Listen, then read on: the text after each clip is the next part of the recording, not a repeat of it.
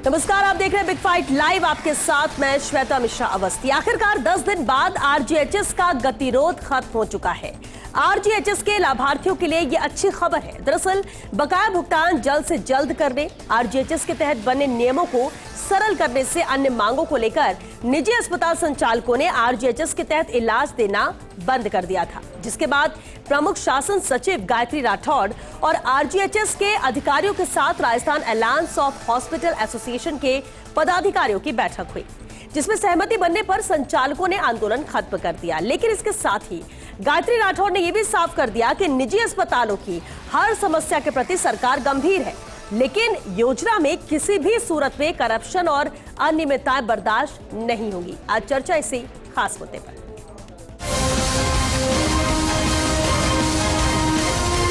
हम चाह रहे हैं कि स्कीम अच्छी तरह से लागू हो, लेकिन इसका मतलब ये नहीं है कि हम लीकेज को और माल प्रैक्टिसेस को टॉलरेट करेंगे। कि हमारी एक बहुत बड़ी कैशलेस योजना है, इसमें अनियमितता और इसकी जिम्मेदारी भी हमारी है।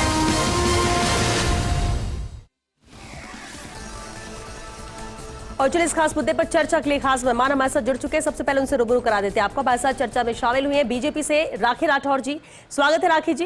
कांग्रेस से हमारे साथ चर्चा में मौजूद है आर तिवारी जी। तिवारी जी, आपका भी बहुत स्वागत है। और साथ ही कर्मचारी नेता गजेंद्र सिंह जी भी मौजूद है। गजेंद्र जी, आपका भी बहुत स्वागत है। बेहद अहम मुद्दा है। राखी जी, आपसे शुरुआत करते हैं, क्योंकि पिछले 10 दिनों से लगातार गतिरोध जारी था, कोशिशें जारी थी बात बन सके, और आखिरकार ये गतिरोध खत्म हुआ है। क्या लगता है आपको, ये जो बातचीत हुई है, समाधान हुआ है, क्या ये स्थायी तौर पर समाधान है? लाभार्थियों को इससे सीधा फायदा मिलेगा या अस्थायी तौर पर समाधान के तौर पर इसे देखें? देखिए श्वेता, हमारे प्रदेश के मुख्यमंत्री आदरणीय भजनलाल जी की हमेशा ये कोशिश रहती है कि जो भी स्कीम्स हमारे राजस्थान में जिनके लिए लागू हुई है, उन लाभार्थियों को पूरा लाभ मिले, किसी के साथ ठगी ना हो, किसी के साथ में कोई फ्रॉड ना हो और प्रॉपर तरीके से उपचार हो।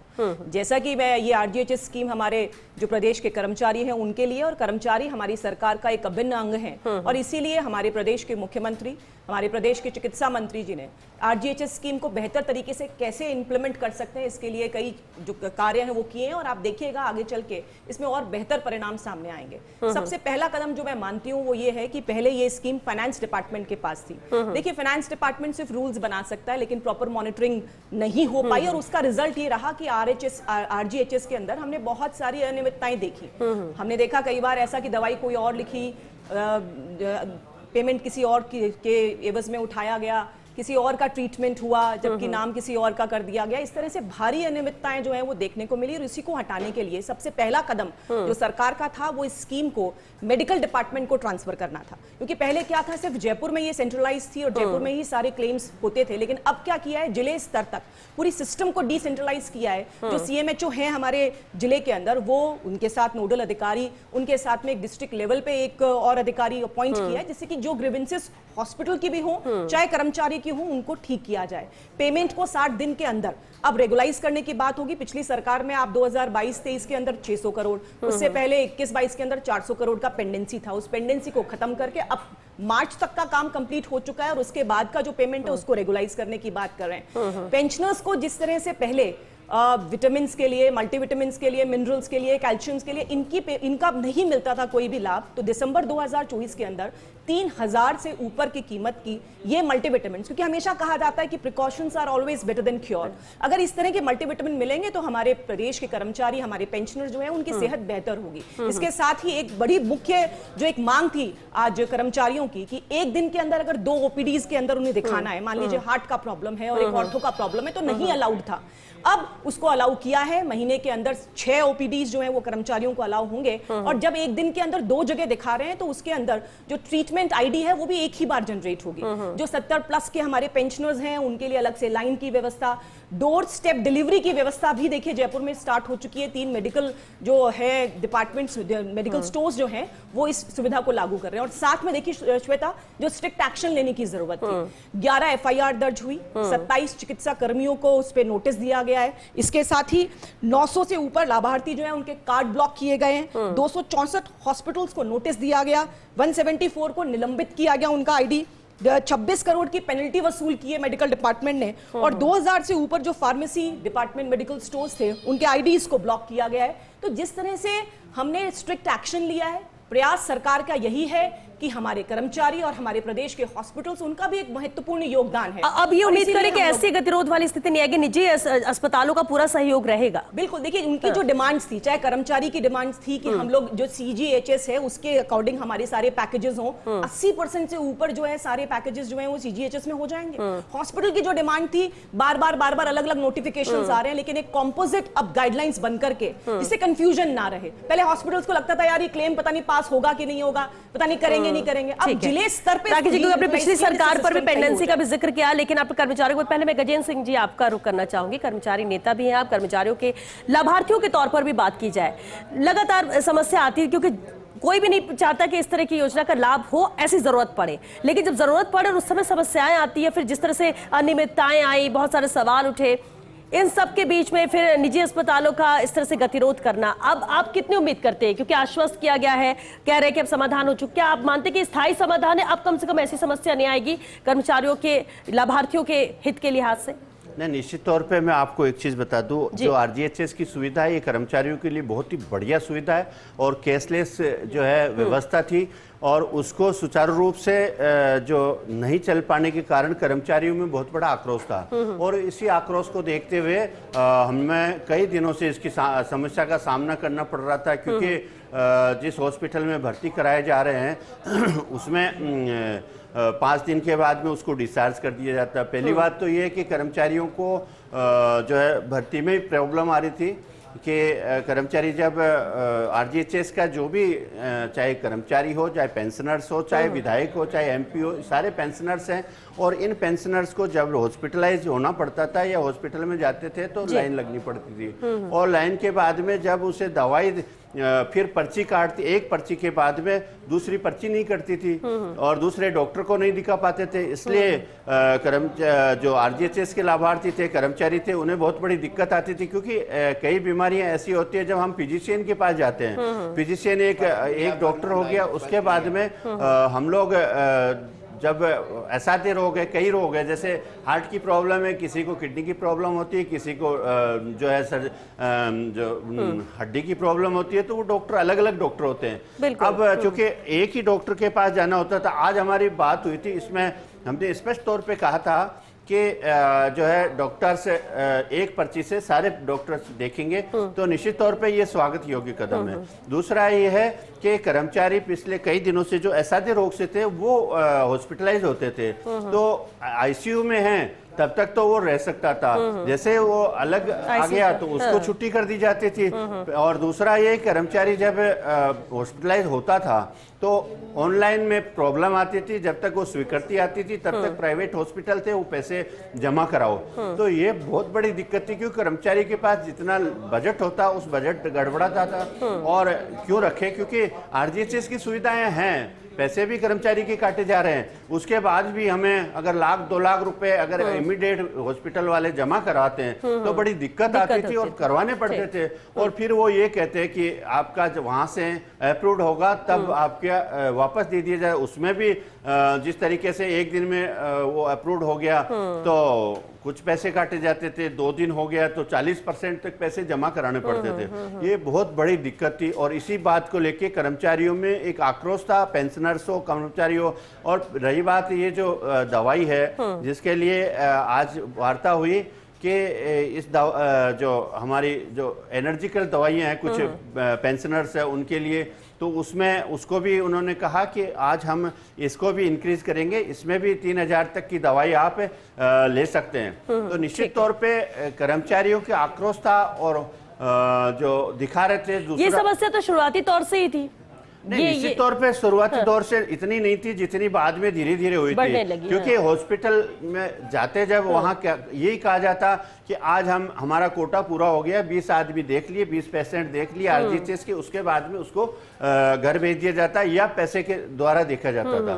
निश्चित तौर पे इससे कर्मचारियों में बहुत बड़ा दिक्कत आती थी, आक्रोश भी था, क्योंकि RGHS कटने के बाद भी हमें जो सुविधाएं नहीं मिल रही, और उसके बाद में लाइन पे लाइन लगाओ। एक कर्मचारी को अगर दिखाने जाना होता है किसी हॉस्पिटल में 25 आदमी 25 पेशेंट का कर दिया, मतलब एक लाभ लेने के लिए कई मुश्किलों का सामना करना पड़ता है, इसके बावजूद फायदा नहीं मिल रहा था। निश्चित तौर पे लाइन में लगना पड़ता है। सुबह 8 बजे एक पेरेंट से जाएगा और उसको लाइन में लगेगा। उसके बाद कम से कम आप इन समस्याओं का समाधान मान रहे हैं कि आप ठीक है। कोशिश से आज हमारी वार्ता हुई, उसमें निश्चित तौर पे हमें आश्वस्त किया गया कि बहुत कुछ सुधार होगा। तिवारी जी, सरकार कहती है कि किसी को भी बख्शा नहीं जाएगा, जो भी अनियमितताएं हो रही है या फिर जिस तरह की दिक्कतें पेश आ रही हैं या फिर जो भी शिकायतें आ रही है, एक्शन भी लिया गया है। क्या आप मानते हैं कि अब जो अनियमितताएं, क्योंकि पूर्ववर्ती सरकार के ऊपर भी ये सवाल उठ रहा है कि पेंडेंसी भी बहुत थी और निजी अस्पतालों की नाराजगी भी देखने को मिल रही है, आरजीएचएस का जो उद्देश्य था, आपको लगता है कि अब जब समाधान हुआ है, गतिरोध खत्म हुआ है, जो जिन बातों पर सहमति बनी है और जिस पर इंप्लीमेंट करने की बात कही जा रही है, कम से कम राहत है अब? श्वेता, सबसे पहले तो मैं कहना चाहता हूँ, ये राजस्थान में जो भारतीय जनता पार्टी के मुख्यमंत्री भजनलाल जी की जो सरकार चल रही है गए 20 महीने से, ये पोपाबाई का राज है। यहाँ किसी मंत्री को खुद को पता नहीं कि उसके विभाग में कौन काम करेगा। दिवालिया सरकार है भारतीय जनता पार्टी की, राजस्थान की सरकार दिवालिया है। पैसा है कहाँ? मुख्यमंत्री के इलाके में खड्डे नहीं भर रहे, प्रॉब्लम बताइए स्कीम में, मुख्यमंत्री के घर में खड्डे नहीं भर रहे।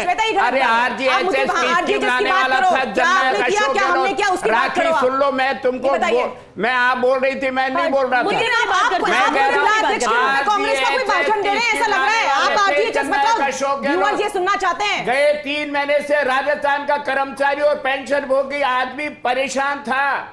राजस्थान की राजधानी ये पता नहीं लग रहा था क्या? और आज तो आपने दिखाया। बताओ ना क्या एसएमएस हॉस्पिटल में 3-3 फीट पानी भर गया। जो आदमी अपने हॉस्पिटल की रक्षा नहीं कर सकते, करोड़ों का बजट लाएगा कहाँ? ये केवल झूठे आश्वासन है।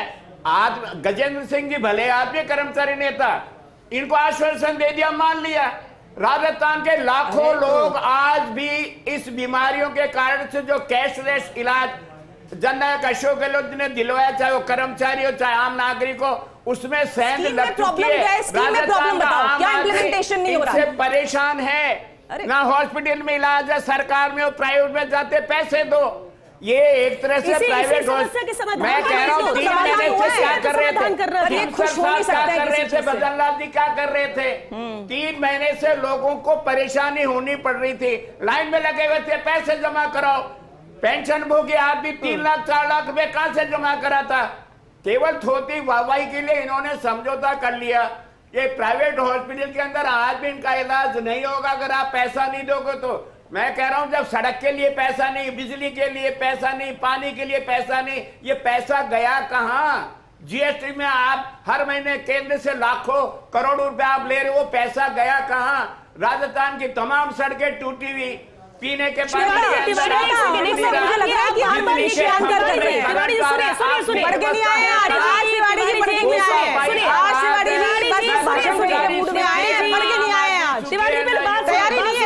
जी, आपसे ही जवाब ले रही हूँ, आप पहले बस बात सुनिए।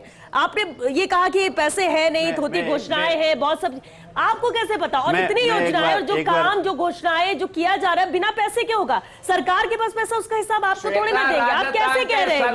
आप कैसे कह रहे हैं? बोल रहा हूँ सर्वाधिक लोग, इसलिए मैं सवाल कर रही हूँ, तो क्या आधार है इसका? देखने वाला है, क्या आधार है इसका? आप तो खुद जनता की समस्याओं को लेकर के आती हो। आधार बिल्कुल सरकार ना करे तो सवाल उठाए। साफ करा दिया क्या कि राजस्थान के आरजीएचएस पे डिबेट पढ़ के नहीं आए तिवारी जी? आज आप तिवारी जी पढ़ के नहीं आए, देख कर नहीं आए, आपको कमी मिली नहीं। मैं ठीक करती हूँ मेरे स्टेटमेंट को, आपको कमियां नहीं मिली। अरे कमियां बताइए, हम ठीक करेंगे। जो कमियां हैं हमारे प्रदेश के मुख्यमंत्री लगातार ये प्रयास करते हैं कि कमियों को ठीक किया जाए। कमियां बताइए तिवारी जी, सुधारों के लिए हमेशा सुनिए, आप ये कह रहे हैं कि पैसा का डूब, अच्छा क्या इस बार ही डूब गई है राजधानी? ये हर बार की समस्या क्यों होती है? ये तो हर मुख्यमंत्री से हमारा सवाल है। पार्टी विद डिफरेंस और 2047 से जादू कैसे हो जाएगा? जादू कैसे होगा? इसलिए तो सवाल उठता है। राजधानी की बात करें, इतनी बारिश भी नहीं हुई, इस बार बारिश हुई, जैसे हालात बड़े सवाल तो उठ रहे हैं, लेकिन ये पहली बार तो नहीं है। तिवारी जी परेशान है, आप मुझे प्रॉब्लम श्वेता जी, मैं जो समस्या है उनको हम सुधार करना चाहते हैं। आरजीएचएस के बारे में कहना चाहता हूं। तिवारी जी कह रहे हैं जिस तरीके से 3-4 महीने से जो गड़बड़ाई हुई है आरजीएचएस की व्यवस्था, तो कांग्रेस का क्या धर्म बनता है, विपक्षी पार्टी का धर्म बनता है कि वो हमारे साथ खड़ा होकर आरजीएचएस की, क्योंकि साथ है क्या? क्योंकि नहीं आए कोई। और दूसरी चीज बता दूं, इनके कांग्रेस के भी और चाहे बीजेपी के हो विधायक है, पूर्व विधायक है, उनको भी आरजीएचएस मिलती है और आज तक उन्होंने नहीं बोला, क्योंकि इनको तो फोनों से हो जाते हैं व्यवस्था। आपकी समस्या उठाई, नहीं, मैं कह रहा हूँ धन्यवाद देते हैं हम अशोक गहलोत जी को। अशोक गहलोत जी ने आरजीएचएस की व्यवस्था की, उसके लिए हमने धन्यवाद दिया। तिवारी जी समस्या को नहीं सुनते तो आज गजेंद्र जी यहाँ पर ये बात नहीं कह रहे हो तो जो अभी वो कह रहे हैं। और आपने कहा कि सीधे इंसान है, सीधे इंसान को भी जब समस्या होगी तो वो आवाज उठाएगा, और ये कर्मचारी नेता और सभी कर्मचारियों के साथ आवाज उठा रहे हैं। आज बातचीत होती है, समाधान होता है, 10 दिन का गतिरोध खत्म होता है, तो कोई तो बात होगी। ऐसा तो नहीं किसी को समझ नहीं है, किसी को समझ नहीं, तो चलिए 15 दिन बाद हम फिर बात कर लेंगे। चलिए ठीक है गजेंद्र जी, 15 दिन बाद फिर आइएगा।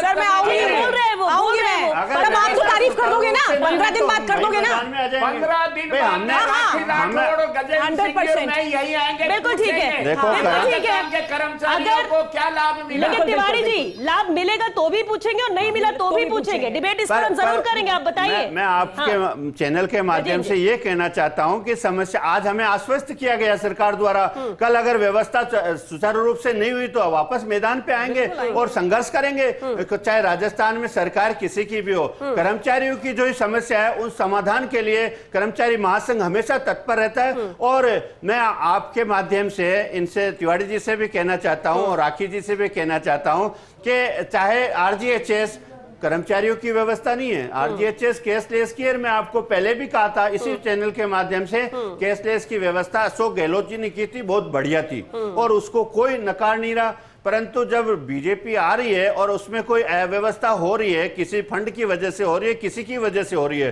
परंतु आपका धर्म यह बनता है विपक्ष होने के नाते कि हमारे साथ कंधे से कंधा मिला के आपकी भी समस्या है, आपके विधायकों की भी समस्या है और आपके पेंशनर विधायकों की भी समस्या है। और हमको बुलाया और हम नहीं आए। पिछले कई दिनों से संघर्ष कर रहे हैं, पिछले कई दिनों से हम राजस्थान की सरकार से गुहार लगा रहे हैं। हम पिछले कई दिनों से चीफ सेक्रेटरी तिवारी जी नहीं, हमें पिछले कई दिनों से चीफ सेक्रेटरी हो चाहे हेल्थ सेक्रेटरी हो चाहे राजस्थान की सरकार हो, सबसे ये गुहार लगा चुके हैं और मीडिया के माध्यम से आपको भी पता है, क्योंकि आपके विधायकों के साथ भी ये हो रहा है, क्योंकि जो पावरफुल है उन्हें तो मिल जाती है, परंतु जो छोटा कर्मचारी है उनके साथ बहुत बड़ी नाइंसाफी हो रही थी, इसलिए कर्मचारी रोड पे आया। और निश्चित मानिए आज हमें जो गायत्री राठौड़ मैडम है उन्होंने आश्वस्त किया बुला के, सुबह ही फोन आ गया था कि आप आइए बैठ के बात करते हैं, और निश्चित मानिए हमारी वार्ता के बाद 2 बजे इनका समझौता होके और प्राइवेट हॉस्पिटल आज ये करने के लिए तैयार है, आरजीएचएस की सुविधाएं पूर्ण बहाल करने के लिए, और हम उसके लिए धन्यवाद देते हैं। परंतु अगर आप जिस तरीके से कह रहे हो अगर हमारे साथ वापस वैसा ही हुआ तो निश्चित मानिए आपको थोड़ा पॉजिटिव हो जाते हैं ना, क्यों इतना नेगेटिव होना। आज ये बात हुई है और गजेंद्र जी के चेहरा देखिए मुस्कुराहट नजर आ रही, इसीलिए कि चलिए इतने दिन से गतिरोध था, परेशान थे, कम से कम अब आज ही समाधान की बात हुई, आज ही सब आश्वासन मिले और आज ही हम कह दें कि कल से परेशान हो जाएंगे, ये तो गलत बात है। नजर आते हैं श्वेता, शुभ ये राजस्थान बोलते हैं ना, अच्छा सोचे क्यों ना हो, राहत की बात है। राखी जी देखिए, चलिए ठीक है, राखी जी से जवाब लीजिए। तिवारी जी श्वेता, क्योंकि सरकार के पक्ष की जिसकी जैसी भावना होती है वो वैसा ही सोचता है। एक बार सुन लेते कि सरकार के पक्ष में क्या बोलते हैं, आप बोलिए कि पक्ष में अगर गलत हो तो। फर्स्ट इंडिया एक ऐसा चैनल जो लोकतंत्र के चौथे स्तंभ के रूप में हमेशा काम करता है। मैं इनके चैलेंज को एक्सेप्ट करती हूँ, 15 दिन के अंदर अगर यहाँ पे कोई प्रॉब्लम है, मैं तो दोनों केस में आप डिबेट रखवाइए, बिल्कुल अगर इंप्लीमेंट होता है हम तीनों को बुलाइए। और मैं चैलेंज करती हूँ क्योंकि क्या है, सामने सबके बात हुई है, मीडिया है, यहाँ पे इतने सारे लोग हैं, यहाँ पे हमारे जो 14 लाख कर्मचारी और पेंशनर्स हैं जो हमारे सरकार की रीढ़ की हड्डी है, उनको सही उपचार मिले इसके लिए मुख्यमंत्री लगातार कटिबद्ध हैं। और सबसे बड़ा बदलाव देखिए क्या है, आपने भी पढ़ा होगा कि आरजीएचएस के अंदर इतनी अनियमितता हुई, आयुर्वेद के अंदर कहीं पे ट्रीटमेंट ही नहीं हुआ, किसी और का हो गया। सुनिए ना एक बार, तो फाइनेंस डिपार्टमेंट से मेडिकल डिपार्टमेंट में शिफ्ट करना एक बहुत ऐतिहासिक काम है, क्योंकि सही सुपरविजन जरूरी है। भ्रष्टाचार जिस तरह से चरम पर था गहलोत सरकार में, हम उसको बंद करना चाहते हैं। हम चाहते हैं कि लाभार्थी जो है उसको सही लाभ मिले, एक भी ऐसा लाभार्थी नहीं हो जो सरकार की योजनाओं से चूक जाए, और इसीलिए प्रॉपर इम्प्लीमेंटेशन की है। और तिवारी से मैं कह रही हूँ, आप बताइए ना, आपको कोई सुझाव है तो बताइए। मुझे लगता है पढ़ के नहीं आए, 15 दिन बाद पढ़ के आइएगा एक बार, क्योंकि आपको मालूम ही नहीं है क्या सुधार किए, क्या प्रॉब्लम थी, आपको जानकारी नहीं है। आप सोचिए, मेडिकल डिपार्टमेंट जो सुपरवाइज प्रॉपर तरीके से कर सकता है, उसका काम आपने फाइनेंस को दे दिया। फाइनेंस सिर्फ रूल बना सकता है, ग्राउंड लेवल पे कैसे कर सकते हैं। अभी गजेंद्र सिंह जी कह रहे थे कि अप्रूवल नहीं मिलता है, वो अप्रूवल मिलने के लिए ही जिला स्तर पे डिसेंट्रलाइज किया गया है चीजों को, जिससे बेहतर तरीके से कर्मचारियों को लाभ मिल सके। और आप देखिए, प्रॉब्लम बताओ, ये जिला अध्यक्ष के रूप में आप कांग्रेस के अधिवेशन में नहीं बैठे हो, आप प्रॉब्लम बताओ। आप बताओ आरजीएचएस में क्या प्रॉब्लम है, क्या सुधार करने चाहिए। राकेश जी एक सेकंड, आप बताओ सुधार। हम तो कह रहे हैं हम बेहतर तरीके से करेंगे इम्प्लीमेंट। एक सेकंड राकेश जी, बंदूक राकेश जी हम डालेंगे। राकेश जी एक सेकंड लगे, देखिए हम बात से आरजीएचएस बना दिया। राकेश जी एक सेकंड, इम्प्लीमेंट हुई नहीं। मुद्दा जो है आरजीएचएस को लेकर, एक मिनट राकेश जी, मुद्दा आरजीएचएस को लेकर है। आप यमुना जल समझौता, दूसरे मुद्दे लेकर आ रहे हैं, स्कूल गिर गई, हर एक मुद्दे पर बात कर। लेकिन अगर हम आरजीएचएस पे बात कर रहे हैं तिवारी जी, अच्छा ठीक है, गतिरोध था थी सरकार को, आप कह रहे हैं सरकार कुछ नहीं कर रही है, ये नेता है, इन्होंने ही लगातार इन सबके साथियों को लेकर इन्होंने भी गतिरोध समस्याएं बताई, अब समाधान को लेकर ये तो आश्वस्त है, आप क्यों नहीं हो रहे हैं? सबसे बड़ी वजह क्या? आपको एक चीज बताइए, क्या होना चाहिए जो नहीं हुआ? समाधान दीजिए, नहीं हुआ। कर्मचारी आपके लिए, आपका भी काम होगा। तो आप ही लोग लाए थे ना, गलत है क्या? गलत है क्या? मैं तो कह रहा हूँ भगवान भजनलाल जी को सद्बुद्धि दे। लाखों कर्मचारियों के लिए जो सरकार कांग्रेस की लाई थी, उसको आप वैसे के वैसे चलाओ ना। सुधार तो बताओ, प्राइवेट हॉस्पिटल वालों के साथ में जो है 3 महीने में कितने हॉस्पिटल वालों को आपने नोटिस दिए? हाँ बता रही हूँ ना, हॉस्पिटल वालों के खिलाफ सुनिए मेरी बात, 264 हॉस्पिटल्स को नोटिस दिए, प्राइवेट हॉस्पिटल वालों 174 का निलंबन किया हमने, मना कर दिया, बाहर निकाल दिया। एक हॉस्पिटल का नाम ले, अरे 274, एक हॉस्पिटल का नाम ले लो। जिन हॉस्पिटल्स में अनियमितताएं थी, इसमें बहुत सारे हॉस्पिटल्स इंक्लूडेड है। पहली बार एफआईआर दर्ज हुई 11 लोगों पे, देखिए हमने सुधार भी किया और जिसने गड़बड़ की उस पे एक्शन भी लिया। भजनलाल जी का तिवारी जी, क्या ये सिर्फ इस पौने 2 साल में इतनी अनियमितताएं गड़बड़ी हुई है? इससे पहले जब सरकार लेकर आई तो सब कुछ ठीक था, सब कुछ ठीक था क्या? ये बताओ, फाइनेंस डिपार्टमेंट कर सकता था मॉनिटर में मुख्यमंत्री है, उनकी सरकार से पूछा जाएगा। ये तो वही बात हो गई कि आपसे सवाल पूछना चाह रहे हैं, आपसे सवाल पूछना चाह रहे हैं। गजेंद्र जी, चलिए तिवारी जी उन्हें भी बोल लेते थे। गजेंद्र जी, आज इस सरकार को वो चीजें बताइए जिससे समाधान हो सके। आरजीएचएस में क्या क्या सुविधा होनी चाहिए, क्या समाधान होने चाहिए, और क्या बदलाव कर दिया, जो बदलाव क्या होना चाहिए, और क्या जो आरजीएचएस के जो कर्मचारी है, पेंशनर्स है, उनको किस तरीके से ये सरकार सुविधाएं दे, उस पे आप उनको सुझाव दीजिए। निश्चित मानिए राखी जी जाके मुख्यमंत्री जी को बोलेंगे कि ये सुझाव आए हैं और ये सुझाव आपके नहीं है, आप जनता के सुझाव है आपकी तरफ से, तो आप वो सुझाव दीजिए जिससे सरकार उसका समाधान कर सके। मैं तो आपको आपके माध्यम से ये बताना चाहता हूं कि जो आरजीएचएस है इसकी रोज डेली मॉनिटरिंग हो और इसके लिए जो भी हॉस्पिटल्स है अपने आप पता चल जाएगा। मैं तो कह रहा हूं कि कर्मचारी अगर कोई भ्रष्ट है, अधिकारी कोई भ्रष्ट है या हॉस्पिटल कोई भ्रष्ट है, उन्हें बाहर निकालिए और उनको पनिशमेंट कीजिए। अगर कर्मचारी भी करता है, अधिकारी भी करता है, इसमें अनियमितता करता है, तो निश्चित मानिए हम किसी के साथ नहीं है और सरकार के साथ खड़े रहेंगे। उनको बाहर कीजिए हमेशा के लिए। होगी तभी ईमानदारी से काम हो सकेगा और राहत जो उद्देश्य है इसे लाने का, वो राहत मिल सकेगी लाभार्थियों को। बिल्कुल, 181 नंबर है जहां पे 10 लोगों का डेस्क है। मैं निवेदन करूंगी जो व्यूअर्स हैं, गजेंद्र सिंह जी के माध्यम से भी ये बात कहना चाहती हूं कि जो डेस्क है 181 पे आप कंप्लेन करें, जो भी कोई भी प्रॉब्लम हो, कोई दुकान वाला, फार्मेसी वाला प्रॉब्लम कर रहा है या अस्पताल कर रहा है, जहां भी प्रॉब्लम आए उसके लिए सरकार तैयार है। और देखिएगा जल्द ही इसको बिल्कुल स्ट्रीमलाइन करने का काम हमारे प्रदेश के मुख्यमंत्री, हमारे चिकित्सा मंत्री गजेंद्र सिंह जी करेंगे इसको डेफिनेटली। कर्मचारी हमारी रीढ़ की हड्डी है और उस हड्डी को दुरुस्त रखना सरकार की प्राथमिकता। भ्रष्टाचारी पे भजनलाल जी का डंडा पड़ेगा, तकलीफ हो किसी को तो हो। नहीं, निश्चित तौर पे मैं तो सरकार से यही कहना चाहता हूं, जो आज हमारे बीच वार्ता हुई है और प्राइवेट हॉस्पिटलों की भी एसोसिएशन के बीच में वार्ता हुई है, आने वाले समय में आरजीएचएस की सुविधाएं जिस तरीके से है वो जो एकदम पूरी तरीके से लाइन में नहीं लगे कर्मचारी, और एक दिन में जैसे कोई आज हमारी बात हुई कि एक पेशेंट लेके जाता है एक अटेंडेंट, और कर्मचारी अपनी छुट्टी लेके अटेंडेंट को लेके जाता है, या खुद पेशेंट है तो दिखाने जाता है, तो निश्चित मानिए 3-3, 4-4 दिन लग जाते थे। एक डॉक्टर को एक दिन दिखाओ, फिर दूसरे को दिखाओ, जांच कहीं और कराओ, और दवाई कहीं और से लो, और जांच होने के बाद में डॉक्टर दोबारा देखता है और उसके बाद में दवाई दी जाती है। तो ये सारा सिस्टम एक दिन में हो, और एक दिन के लिए हमने स्पष्ट तौर पे कहा कि कर्मचारी छुट्टी लेनी पड़ती है और सरकार के कार्य में बाधा होती है। ठीक है, तिवारी जी फाइनल कमेंट चाहेंगे। खामियां आपको बहुत नजर आ रही है, लेकिन अगर आपके भी कोई सुझाव है कि इसमें क्या चीज कर दिया जाए जिससे और राहत मिले, तो वो भी आप बता सकते हैं। मैं कह रहा हूँ मुख्यमंत्री चिरंजीवी योजना का आपने क्या कर रखा है आरजीएचएस के अंदर? अरे कर्मचारी नेता खुद ही कह रहे हैं, मैं तो फिर कह रहा हूँ हे ईश्वर सद्बुद्धि दो भजनलाल जी की सरकार को, कर्मचारियों की क्यों आम आदमी की बीमारियों का भी इलाज हो। अरे सुझाव बताओ ना, कोई कमी बताओ सुझाव क्या है? सुझाव के अंदर हॉस्पिटलों की गुणवत्ता को तो सुधारो, दवाओं की गुणवत्ता को सुधारो, जिले पे सेंट्रलाइज किया है सिस्टम को, सीएमएचओ नोडल अधिकारी होगा, उनको भी समय पे दवा मिले। राजस्थान के 8 करोड़ जनता स्वस्थ रहे, इसके लिए काम करे भजनलाल जी। ये हमारी विपक्ष की तरफ से उनको सुझाव है। चलिए, क्योंकि वक्त भी खत्म हो चुका, बहुत शुक्रिया आप सभी का इस चर्चा में शामिल होने के लिए। देखिए, आरजीएचएस का गतिरोध लगातार बना हुआ था, अनियमितताएं थी, समस्याएं आ रही थी, और जो पेशेंट जा रहा था, कैशलेस की बात यहाँ पे थी, क्योंकि बहुत मुश्किल होती है जब इंसान बीमार हो, परिवार के सदस्य लेकर आए, जो लेकर जाता है तीमारदार वो भी परेशान होता है। इसके अलावा जब वहां पहुंचने के बाद आपको कहा जाए कि कैशलेस की सुविधा नहीं, आपको इतने लाख रुपए, इतने पैसे जमा करने होंगे, तो कितनी मुश्किल उस परिवार के लिए हो सकती है।